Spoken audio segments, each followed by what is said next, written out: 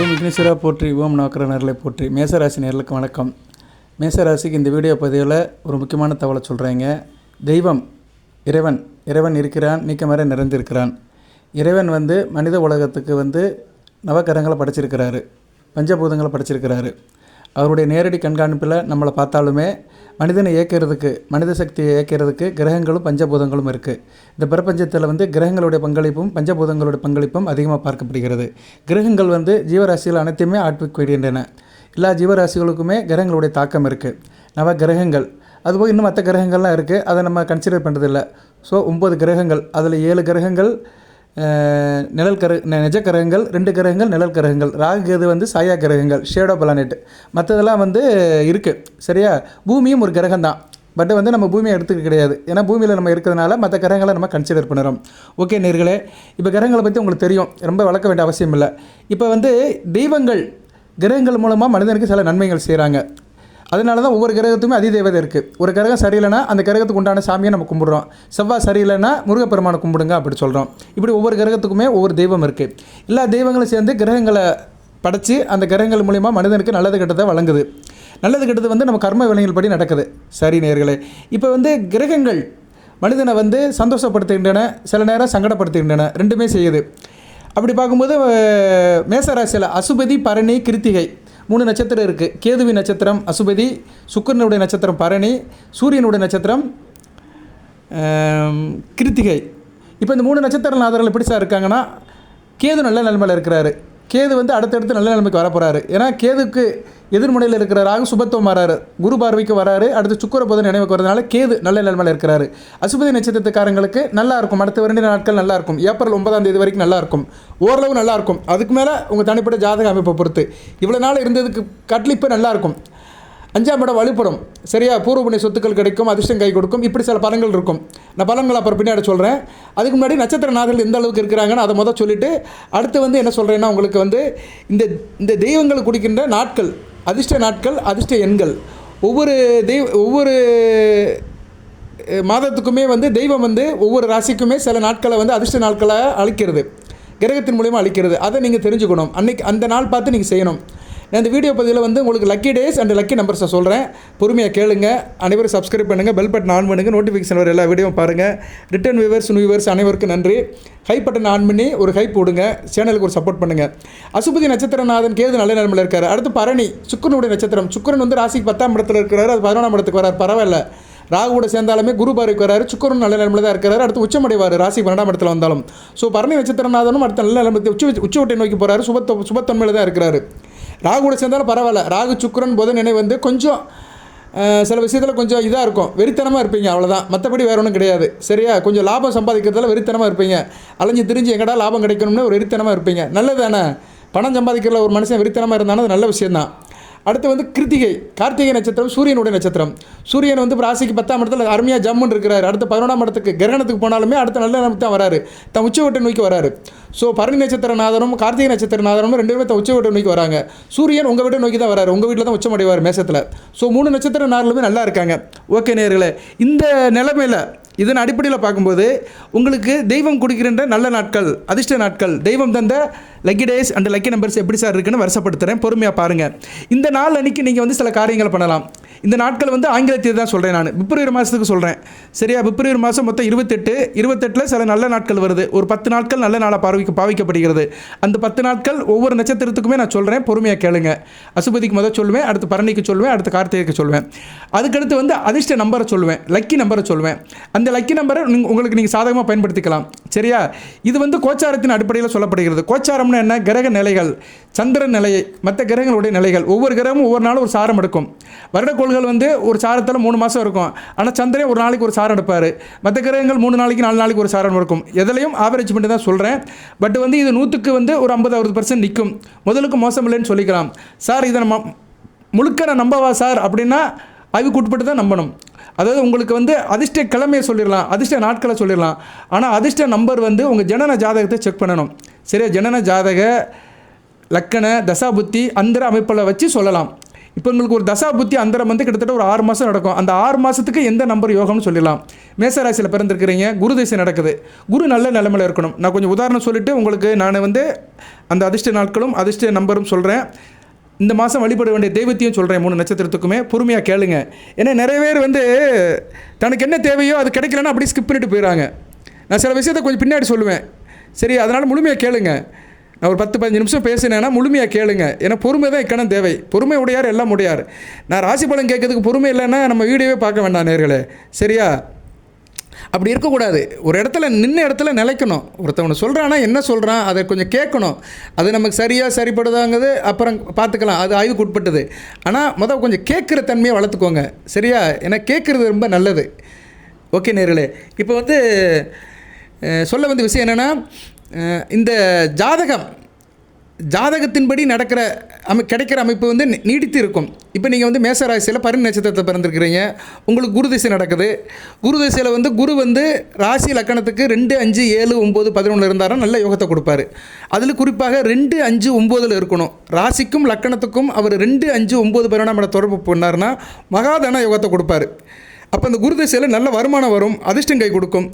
இவங்க என்ன செய்யணும்னா, மேசராசியில் நீங்கள் ஒரு லக்கணத்தில் பிறந்திருக்கிறீங்க. எந்த லக்கணத்தில் பிறந்திருக்கிறீங்க? கடக லக்கணத்தில் பிறந்திருக்கிறீங்க. உதாரணத்துக்கு நல்ல அமைப்பு தான். லக்கணாதிபதியே வந்து உங்கள் ராசியில் உட்காந்துருப்பார். லக்கணாதிபதி சந்திரனே ராசியில் உட்காந்துருப்பார். லக்கணத்துக்கு 10ஆம் இடத்துல இருப்பார். நல்ல அருமையான அமைப்பு தான். சரியா? நீங்கள் நல்ல அந்த ஒளிச்சந்திரன் அமைப்பில் பிறந்திருந்தீங்கன்னா நல்ல பலன்களை கொடுப்பாரு. புரட்டாசி, ஐப்பசி, கார்த்திகை, மார்கழி இந்த அமைப்பில் பிறந்தீங்கன்னா சந்திரன் நல்ல பலன்களை கொடுப்பாரு. அது மேசராசி கடக லக்கணத்தில் இந்த 4 மாதத்தில் பிறந்தவங்களுக்கு சந்திரன் நல்ல பலன்களை கொடுப்பாரு. அது ஒரு பக்கம் இருக்கட்டும். இப்போ வந்து உங்களுக்கு குரு திசை நடக்குது. குரு திசைக்கு வந்து குரு வந்து ஒரு நல்ல இடத்துல இருக்கணும். ராசிக்கும் லக்கணத்துக்கு நல்ல நிலைமையில் இருந்துட்டார் வச்சுக்கோங்களேன். குரு திசை சந்திர புத்தியில் நல்ல பலன்களை கொடுப்பாரு. குரு திசை சந்திர புத்தி, சந்திர அந்தரம், செவ்வாய் அந்தரம், குரு அந்தரம், சூரிய அந்தரம், அந்த 4 அந்தரத்தில் கோடிக்கணக்கில் பணம் கிடைக்கும். அந்நேரம் வந்து அந்த லக்க நம்பர் வேலை செய்யும். அவ்வளோதாங்க. எல்லோரும் வந்து இந்த பொது வெளியில் போகிறத வந்து அப்படி பிடிச்சிக்கிட்டு இருக்காங்க. பொது வெளியில் போகிறது வந்து ஏதோ ஒன்று கேட்கும். முதலுக்கு மோசம் இல்லைன்னு சொன்ன மாதிரி தான். காய்ச்சலுக்கு வந்து மாத்திரை கொடுக்குற மாதிரி தான். தலைவலிக்கு சார் ஒரு பேராசிட்டமால் மாத்திரை சாப்பிட்ற மாதிரி தான். அதுதான் ட்ரீட்மெண்ட் சொல்ல முடியாது. அதுக்கு மேலேயும் நிறைய ட்ரீட்மெண்ட் இருக்குது. சரியா? நிறைய பக்குவங்கள்லாம் இருக்குது. அது மாதிரி தான் கோச்சாரத்தில் வந்து அதிர்ஷ்ட எண்கள் கொடுக்குறது. ஸோ அதிர்ஷ்ட எண்கள் கொடுக்குறது வந்து ஒரு கைட்லைன்ஸ் தான், ஒரு வழிகாட்டு முறை தான், ஒரு எஜுகேஷனில் தான். கிரக நிலையில் பார்த்து உங்களுக்கு ஒரு வழிகாட்டு முறையை சொல்கிறது தான். அதுக்கு மேலே அதில் ஆர்வமாக இருக்கிறவங்க, நல்லா வேணும்னு தெரிஞ்சுக்கிறவங்க, அதன்படி நடக்கணும்னு நினைக்கிறவங்க ஜனன ஜாதகத்தை ஒரு ஜோசியர்கிட்ட, நல்ல ஜோசியர்கிட்ட கொடுத்து செக் பண்ணிக்கோங்க. எனக்கு இப்போ எப்படியா இருக்குது, நான் வந்து எதை சூஸ் பண்ணலாம், எனக்கு ஃபேவரட் என்ன அப்படின்னு கேட்டு தெரிஞ்சுக்கலாம். ஓகே நேர்களே, இப்போ வந்து நான் ஒரு உதாரண சாரம் சொன்னேன் பண்ணிங்களா. மேசராசி கடக லக்கணம். குரு எப்படி சார் இருக்கணும் அப்படின்னா, குரு வந்து ராசி லக்கணத்துக்கு மறையாமல் இருக்கணும். சரியா? ராசி லக்கணத்துக்கு மறையாமல் இருந்தாலும் நல்ல பலன்கள் கொடுப்பாரு. ராசிக்கு 2ஆம் இடம் ரிஷபத்தில் இருக்கலாம், லக்கணத்துக்கு 11ஆம் இடம் ரிஷபத்தில் இருக்கலாம். இது ஒரு நல்ல அமைப்பு. மேசராசி கடக லக்கணத்தில் பிறந்தவங்களுக்கு குரு ராசிக்கு 2ஆம் இடம் ரிஷபத்தில் இருந்தாருன்னா அருமையான பலன்களை கொடுப்பாரு. 2ஆம் இடங்கிறது வந்து என்ன? தனஸ்தானம். தனகாரகன் தனஸ்தானத்தில் இருக்கனால அந்த குரு திசை சந்திர புத்தி நடக்கும்போது வாரி வழங்குவார், கோடிக்கணக்கில் கொட்டி கொடுப்பார். இவ்வளோதாங்க. இதுதான் நிஜம். இந்த அமைப்பில் இருக்கிறவங்களுக்கு நல்லாயிருக்கும். அதுவும் அங்கே குரு வந்து ரோஹிணி நட்சத்திரத்தில் இருந்தாலும் சூப்பர். அந்த ரிஷபத்தில் இருக்கிற 3 நட்சத்திரமே நல்ல நட்சத்திரம் தான். கிருத்திகை நட்சத்திரம் 5 கூடிய நட்சத்திரம், லக்கணத்துக்கு 2 கூடிய நட்சத்திரம், வருமான ஸ்தானம், தனவஸ்தானாபதி. ஸோ குரு வந்து அங்கே கிருத்திகை 2, 3, 4ஆம் பாதத்தில் வந்து அவர் வந்து 4ஆம் பாதம் கிருத்திகை 4ஆம் பாதத்தில் இருந்தாலும் சூப்பர், நல்ல பலன்களை கொடுப்பாரு. மேசராசி கடக லக்கணம் 2ஆம் இடம் ரிஷபத்தில் இருக்கிறார். கிருத்திகை 4ஆம் பாதத்தில் சாரை வாங்கி நின்னார்னா குருதிசை சந்திரபத்தில் நல்ல பணம் கிடைக்குங்க. இவ்வளோதாங்க ஜோதிடம். சரியா? இதுதான் யோக ஜாதகம். இவங்களுக்கு நல்லா நடக்கும். குரு வந்து நல்ல சாரத்தில் நிற்கணும். அடுத்து ரோஹிணி நட்சத்திரம் இருந்தாலும் நல்ல பலன்களை கொடுப்பாரு. ரோஹிணி 2ஆம் பாதத்தில் இருந்தாலும் சூப்பர் பலனை கொடுப்பாரு. சரியா? வர்க்கோர்த்தமாகி நல்ல பலன்களை கொடுப்பாரு. அடுத்து மிருகசீரிஷம். மிருகசீரிஷத்தில் எதில் நிற்கலாம் சார் அப்படின்னா மிருகசீரிஷத்தில் 2ஆம் பாதத்தில் நிற்கணும். சரியா? மிருகசீரிஷம் 2ஆம் பாதத்தில்னாலும் நல்ல பலன்களை கொடுப்பாரு. செவ்வாய் நட்சத்திரம். இருப்பினும் செவ்வாய் வந்து கடக லக்கணத்துக்கு ராஜயோகாதிபதியாக வருவார். உங்கள் ராசிக்கு ராசிநாதனாக இருந்தாலுமே கடக லக்கணத்தில் பிறந்தவங்களுக்கு வந்து அவர் வந்து ராஜயோகாதிபதியாக வருவார். 5, 10 கூடவனாக வருவார். அதிர்ஷ்டத்தை அப்படியே கொடுத்துருவார். இவ்வளோதான். இந்த அமைப்பில் இருக்கிறவங்களுக்கு நான் சொல்கிற நம்பர் அப்படியே மேட்ச் ஆகுங்க. இந்த அமைப்பில் இருக்கணும். உதாரணத்துக்கு ஒன்று சொன்னேன், ஒரு பானை சோத்துக்கு ஒரு சோறு பதம். மேசராசி கடக லக்கணம். இப்படி நிறைய லக்கணத்தை சொல்லலாம். அப்படி நிறைய நான் உதாரணம் சொல்லிட்டே இருப்பேன். ஆனால் அது நான் ஸ்டாப்பாக போயிட்டுருக்கோம். அது நமக்கு தேவையில்லை. ஏன்னா ஒன்று சொன்னால் போதும். சரியா நேர்களே? ஒரு விஷயத்தை வந்து உங்களுக்கு உதாரணத்துக்கு சொன்னால் போதும். இப்போ நம்ம நேர சப்ஜெக்ட்டுக்கு வந்துடுவோம். தெய்வம் தந்த நாட்கள், அதிர்ஷ்ட நாட்கள் அப்படின்னு பார்த்தோம்னா இங்கிலீஷ் ஸ்டேட்டில் எடுத்துக்குருவோம். இங்கிலீஷ் ஸ்டேட்டில் எடுத்துக்கிட்டோம்னா அசுபதி நட்சத்திரத்துக்கு சொல்கிறேன் அடுத்து மற்ற நட்சத்திரத்துக்கு சொல்கிறேன். பொறுமையாக கேளுங்க. சரியா? இவர் அசுபதிக்கு தானே சொல்கிறாருன்னு பரணி நட்சத்திரக்காரங்க ஸ்கிப் பண்ணிட்டு போயிடாதீங்க. அசுபதி நட்சத்திரத்துக்கு யோகமான நாட்கள் அப்படி பார்த்தோம்னா பிப்ரவரி மாதம் 4ஆம் தேதி, பிப்ரவரி 8, பிப்ரவரி 9, பிப்ரவரி 10, பிப்ரவரி 14, பிப்ரவரி 18, பிப்ரவரி 19, பிப்ரவரி 20, பிப்ரவரி 23, பிப்ரவரி 27. இந்த நாட்கள் அனைத்துமே வந்து உங்களுக்கு யோகமான நாட்களாக அதிர்ஷ்டமான நாட்களாக பார்க்கப்படுகிறது. இந்த நாட்களுக்கு என்ன சார் கிடைக்கும்? உங்களுக்கு வேண்டியதெல்லாம் கிடைக்கும். சரியா, சாதகமாக இருக்கும். இன்றைக்கி வந்து நீங்கள் நல்லதை பார்த்து செஞ்சுக்கலாம். சார் இந்த நாளுக்கெல்லாம் நான் முகூர்த்தம் வைக்க போகிறேன், கல்யாணம் வைக்க போகிறேன்லாம் வராதிங்க. அதுக்கெல்லாம் ஒரு புரோகிதர் குருக்கள்கிட்ட கொடுத்து பார்க்கணும். ஸோ இதெல்லாம் வந்து முகூர்த்தம் வைக்கிறதுக்கு, ஃபங்க்ஷன் வைக்கிறதுக்கெல்லாம் முக்கியமான நாட்கள் கிடையாது. நீங்கள் அன்றாட ஈடுபடுற காரியத்தில் சக்ஸஸ் ஆகும். அது என்ன காரியத்தில் ஈடுபடுறீங்களோ அது உங்களுக்கு தான் தெரியும். சரியா, உத்தியோக ரீதியாக, தொழில் ரீதியாக, வியாபார ரீதியாக, மற்ற சொந்த பந்தம், இணக்கம், உறவு எதாக இருந்தாலும் சரி, இந்த நாள் அன்றைக்கி அந்த காரியம் வந்து உங்களுக்கு சாதகமாக மாறும். மறுபடியும் அசுபதி நட்சத்திரத்துக்கு சொல்கிறேன். பிப்ரவரி 4ஆம் தேதி 8, 9, 10, 14, 18, 19, 20, 23, 27 இதெல்லாம் நோட் பண்ணி வச்சுக்கணும். சரியா, நோட் பண்ணி வச்சுக்கிட்டு நீங்கள் வந்து அது ஏற்ற மாதிரி நடந்துக்கணும். சரியா நேர்களே, இதெல்லாம் கமெண்ட் பாக்ஸில் டெக்ஸ்ட் பண்ண முடியாது. ஸோ இதெல்லாம் நோட் பண்ணி வச்சுக்கோங்க. சரியாக புரியலைன்னா திருப்பி ஒரு தடவை வீடியோ கேளுங்க. நான் அதுக்காக தான் ஒரு நட்சத்திரத்துக்கு அந்த நாட்களை வந்து திருப்பி 2 தடவை சொல்கிறேன் நான். சரியா, தமிழில் தான் சொல்கிறேன். கொஞ்சம் பொறுமையாக கேட்டு நோட் பண்ணி வச்சுக்கிட்டிங்கன்னா நல்வழிப்படுவீர்கள். அடுத்து பரணி நட்சத்திரம். பரணி நட்சத்திரம் சுக்கிரனுடைய நட்சத்திரம். பரணி நட்சத்திரத்துக்கு வந்து யோகமான நாட்கள், அதிர்ஷ்டமான நாட்கள் அப்படின்னு பார்த்தோம்னா பிப்ரவரி 5, பிப்ரவரி 9, பிப்ரவரி 10, பிப்ரவரி 11, பிப்ரவரி 15, பிப்ரவரி 19, பிப்ரவரி 20, பிப்ரவரி 21, பிப்ரவரி 24. ஸோ இந்த நாட்கள் எல்லாமே பரணி நட்சத்திரத்துக்கு சாதகமான, யோகமாக, அதிர்ஷ்டமுள்ள நாட்களாக பார்க்கப்படுகிறது. மறுபடியும் பரணி நட்சத்திரத்துக்கு சொல்கிறேன்.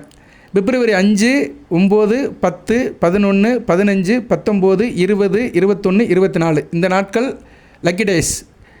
அடுத்து வந்து கிருத்திகை நட்சத்திரம், சூரியனுடைய நட்சத்திரம்.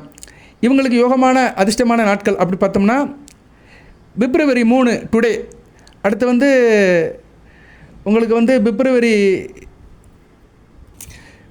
3, பிப்ரவரி 6, பிப்ரவரி 10, பிப்ரவரி 12, பிப்ரவரி 13, பிப்ரவரி 16, பிப்ரவரி 18, பிப்ரவரி 20, பிப்ரவரி 21, பிப்ரவரி 28 இந்த நாட்கள் அனைத்துமே கார்த்திகை நட்சத்திரத்துக்கு யோகமான, அதிர்ஷ்டமான, இறைவன் தந்த லக்கி டேஸ். மறுபடியும் கார்த்திகை நட்சத்திரத்துக்கு சொல்கிறேன்.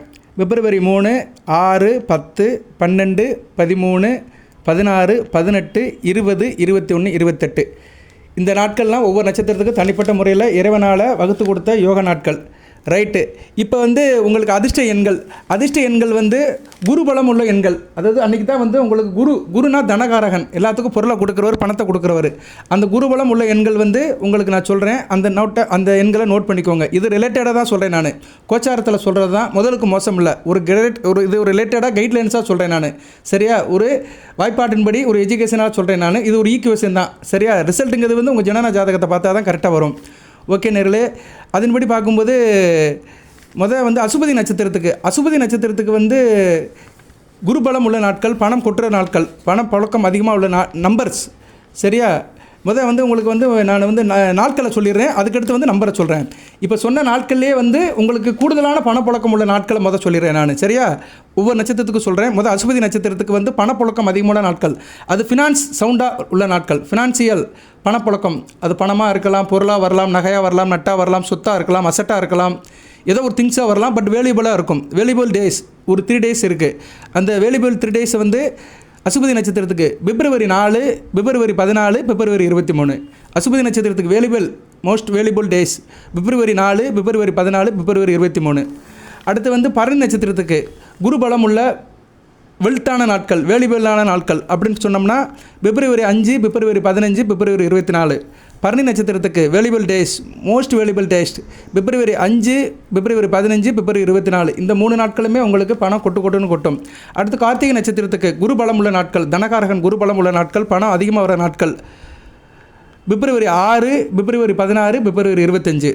கார்த்திகை நட்சத்திரத்துக்கு முக்கியமான 3 நாட்கள், பணம் வருகின்ற நாட்கள் பிப்ரவரி 6, பிப்ரவரி 16, பிப்ரவரி 25. ஓகே நேர்களே, உங்களுக்கு வந்து இப்போ இந்த லக்கி டேஸை சொல்லிட்டேன். தெய்வம் தந்த நாட்களை ஒரு சீரியல் சொல்லியிருக்கிறேன். அதுலேயும் முக்கியமான 3 நாட்களை சொல்லியிருக்கிறேன். ஒவ்வொரு நட்சத்திரத்துக்கும் தனித்தனியாக சொல்லியிருக்கிறேன். இதெல்லாம் சரியாக கேட்காம ஃபோன் பண்ணிலாம் கேட்காதீங்க தயவுசெய்து. நிறைய பேர் உடனே ஃபோன் பண்ணி கேட்டுருவாங்க, சார் எனக்கு நான் பரணி நட்சத்திரம் எனக்கு பிப்ரவரி மாதம் என்றைக்கு நல்லாயிருக்கும், இப்படிலாம் கேட்காதீங்க. வீடியோ முழுமையாக கேளுங்க, 1க்கு 2 தடவை கேளுங்க, தெளிவாக சொல்கிறேன் நான். சரியா? கையில் ஒரு நோட் புஸ்தகம் வச்சுக்கோங்க. நம்ம சொல்கிறத நம்புறீங்கன்னா நோட் புஸ்தகம் வச்சு நீங்கள் அதை ஃபாலோ பண்ணணும். சும்மா எடுத்தேன்னு கேட்டேன்னு போனீங்கன்னா ஒன்றும் இருக்காது. சரியா? வாய் உள்ள பிள்ளை தான் பிழைக்கும். புஸ்தகத்தை நல்லா படிக்கிறவன் தான் மார்க் எடுக்க முடியும், எக்ஸாமை அட்டன் பண்ண முடியும்.